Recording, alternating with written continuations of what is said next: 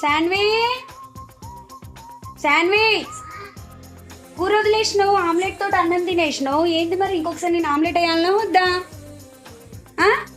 ఈ కూర ఎవరు తినాలి? కూర ఇంపార్టెంటా నీకు ఆమ్లెట్ ఇంపార్టెంటా?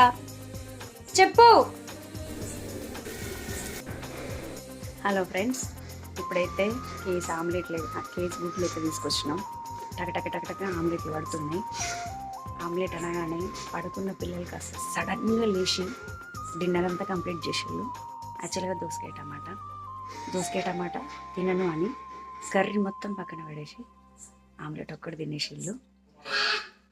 ఇప్పుడు ఇలాంటి ఆమ్లెట్లకు అడిక్ట్ అయితే పిల్లల కండిషన్ ఏం కావాలి? నాకు ఒక టెన్షన్, అది హీట్, ఆమ్లెట్ తినొద్దు. సో నాకు ఎనీ అడ్వైస్ ప్లీజ్. నేను ఎట్లా వాళ్ళని అవాయిడ్ చేయాలని నాకు అర్థం కావట్లేదు.